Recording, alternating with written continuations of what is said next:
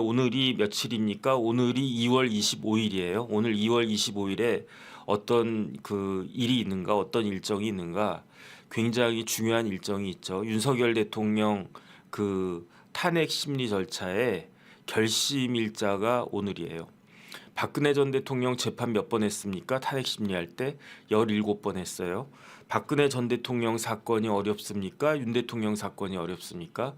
윤 대통령 사건이 관련된 사람들도 훨씬 많고 훨씬 더 어렵지 않습니까? 그다음에 그 박근혜 전 대통령 관련해 가지고 뭐 뇌물죄도 있었지만 기껏해야 뭐 직권남용죄 그런 거 아니었습니까? 그런데 윤석열 대통령 탄핵 심리는 이게 내란죄라고 하는 진짜 우리나라 역사상 손에 꼽을 만한 몇 번 있지도 않은 그러한 범죄를 다루는데, 그것도 현직 대통령에 대해서 박근혜 대통령은요 그 당시에는 수사를 받질 않았었어요. 왜냐하면 현직 대통령이었으니까. 그런데 윤석열 대통령은 수사까지 받으면서 구속까지 되지 않았습니까? 그런데 그 결심을 똑같이 결심을 갖다가 하는데 재판을 몇 번 하는가? 윤석열 대통령 11번이고요. 박근혜 전 대통령은 17번이에요. 이게 말이 되는 것인가? 참 어떻게 이거는 그야말로 하나의 그야말로 대본이란 말이 맞는 것 같아요. 대본 딱 짜놓고 대본 뭐 이렇게 대본도 늘리게 하지 않습니까? 10회 분량 딱 써놨는데 아유 뭐 시청률 좋고 그래? 그럼 한 12회, 14회까지 늘려보지. 제가 봤을 때 한 8회 정도 써놓지 않았을까? 그리고 난 다음에 아예 그냥 그 끝맺음 하기에는 너무 눈치 보이니까 한 10회 정도 써놨다가 아예 그래 10%만 더 늘려주자 해가지고 11회로 결심하고 판결 선고할 것이다. 그 다음에 이제 제가 그 띄워놓진 않았는데 그 지난번에 말씀드렸던 이인호 교수님 계시지 않습니까? 중대 로스쿨에 이인호 교수님 헌법연구관 출신이시고 헌법으로 박사까지 받으신 중대 로스쿨 현직 교수님인데, 이인호 교수님이 그렇게 이야기를 했어요. 페이스북 한번 들어와서 보세요. 이인호 교수님이 내가 헌법연구관 해본 경험상 윤석열 대통령 관련된 사건은 기각시키거나 각하시키겠다라고 한 건 모르겠는데, 만약에 인용 결정 쓰려고 하면 그 인용 결정 쓰는 데만 최소한 한 달은 걸릴 것이다. 그 이야기 했었거든요. 그러면 오늘 결심을 하고 선고 기일을 언제 잡을지, 도대체 얼마나 이걸 갖다가 그러니까 절차도 졸속이었는데 결정문 그 작성하는 것도 결정문 자체도 졸속이었는지, 대한민국이 얼마나 졸속적인 그런 나라였으면 일국의 대통령을 내쫓는데 절차도 졸속이고 결정문도 졸속이고 그렇게 될 수 있을 것인지, 그런 그 한번 생각을 갖다가 해봐야 되지 않을까, 그런 생각이 들고요. 그 다음에 또 하나의 그 관전 포인트는 오늘 윤석열 대통령이 이제 최후 변론이니까 결심 날짜니까, 그러니까 뭐 검찰에서는 구형을 하는데 뭐 저희 국회에서는 소추인단이 검찰 역할을 하는데 뭐 구형할 것도 없죠. 뭐 그냥 윤석열 대통령의 파면을 원합니다 이런 이야기를 할 거고, 그러면 어떻게 하느냐?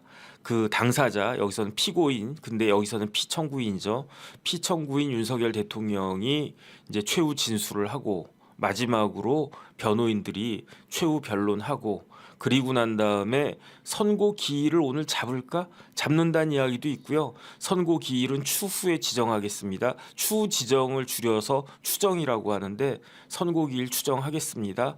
아마 그렇게 될 거예요. 그래서 그 많은 사람들이 어떻게 예상하고 있냐면은 선고 기일이 오늘 잡힌다라고 하면 그러면 헌법재판관 8명 중에 최소한 6명은 인용 쪽으로 돌아선 거 아니냐, 그렇게 예측이 될 수 있을 거예요. 그러니까 이제 날짜를 갖다가 잡는 거지. 그런데 선고 기일을 추정한다라고 하면 최소한 3명 이상의 그 헌법재판관들이 나는 탄핵에 반대한다. 뭐 다른 거 볼 것도 없어요. 제가 지난번에도 말씀드렸지만 탄핵을 인용하는 결정 쓰는 거 저 쓸 수 있거든요. 기각하는 결정 쓰는 거 저 쓸 수 있거든요.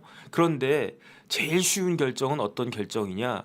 인용 결정이 제일 어렵고요. 그 다음에 기각 결정이 그 인용 결정보단 좀 쉽고, 제일 쉽게 쓸 수 있는 결정이 뭐냐? 각하 결정이거든요. 더군다나 제가 그냥 막 그 이거는 각하돼야 된다 이렇게 막 우기면 야 너 같은 듣보잡 변호사가 그런 이야기 하는 거 누가 믿냐? 그러니까 네가 듣보잡이야. 그러길래 너 가서 학교 다닐 때 그다음 사법연수원 있을 때 공부 좀 하지 그랬냐 이런 이야기를 들어도 제가 할 말이 있겠습니까? 그냥 꾸무룩해가지고 아이 그럴 걸 나도 공부 좀 더 열심히 할 걸 그랬을 텐데. 그런데 제가 이런 이야기 자신 있게 하는 거는 제 뒤에 뒷배가 있잖아요. 그 뒷배가 누굽니까? 허영 교수.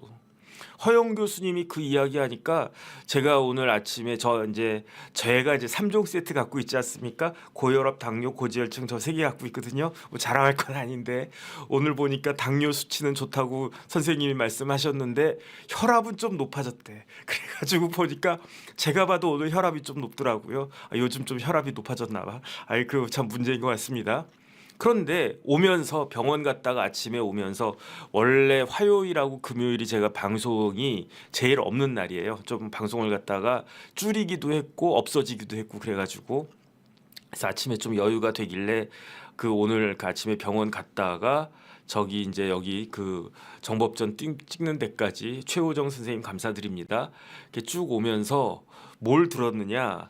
그 주진우 의원의 그 뭐죠 매일 신문에서 이동재 기자가 그 진행하는 뉴스 무슨 뭐가 있던데 거기 어제 주진우 의원 나와가지고 그 공수처장 그 오동훈 그 다음에 영장 쇼핑 포럼 쇼핑하는 거 관련해가지고 쭉 이야기하길래 참고하려고 쭉 들었는데 그런데 뭐 다른 건 기억이 안 나는데 주진우 의원이 뭐라고 이야기했느냐 주진우 의원도 허영 교수님 이야기하는 거예요.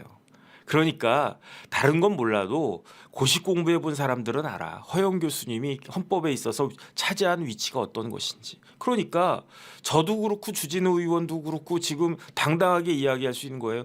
허영 교수님이 각하랬다. 그러면 각하돼야지. 이런 이야기를 갖다가 충분히 할 수 있는 것이 아닌가.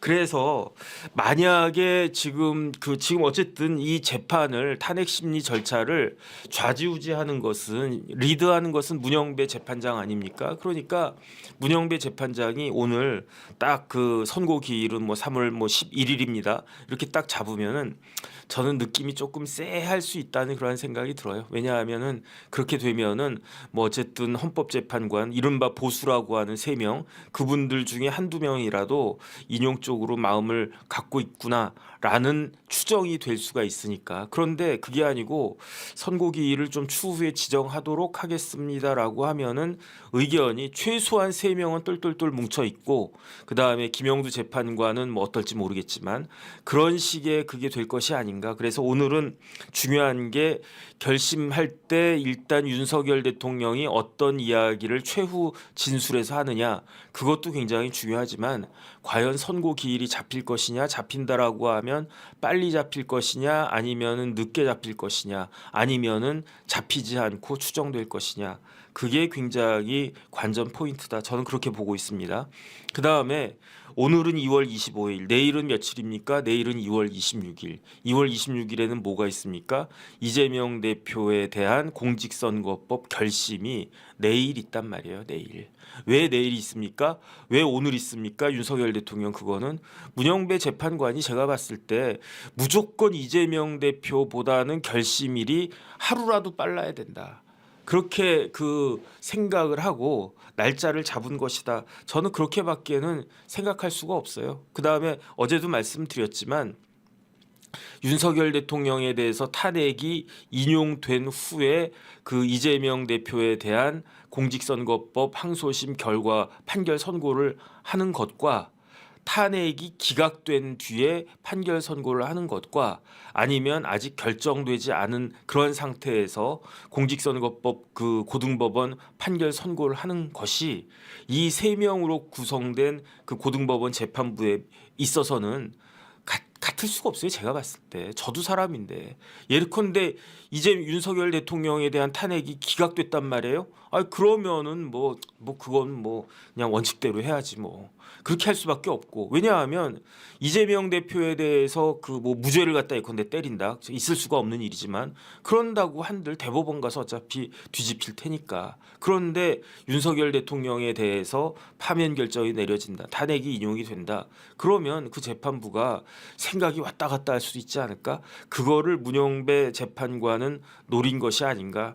저는 그런 생각이 드는데 뭐 그건 제 일방적인 추측이었으면 좋겠는데 근데 그렇게 생각하기에는 지금까지 문영배 재판관이 그 보여준 그런 여러 가지 행태가 문영배의 행태가 너무 이상하다. 저는 어쨌든 그런 생각을 하니까 뭐 의심하는 건 제 자유 아니겠습니까? 뭐 의심도 못 합니까? 어쨌든 저는 개인적으로 그런 생각이 들어서 오늘 내일도 굉장히 중요하지만 그렇기 때문에 3월에 대한민국의 미래가 어떻게 될 것인지 그거를 좌지우지할 수 있는 중요한 판결과 중요한 결정이 선고가 될 것이다. 어쨌든 그런 생각이 드는데 마음적으로는 그렇게 좋지는 않습니다. 왜냐하면 우리나라가 지금 세계가 지금 AI가 어쩌고 트럼프가 어쩌고 우크라이나가 어떻게 됐고 막 그러고 있는데 중국은 또 어떻고 막 이러고 있는데 우리만 지금 이러고 있는 것 같아가지고 여러 가지로 저는 개인적으로 속상하다 그런 생각이 드는데 그냥 어쨌든 그럼에도 불구하고 그 이게 그 이보 전진을 위한 일보 후퇴가 되어야 되는 것이 아닌가 개인적으로 그렇게 생각을 갖다가 합니다.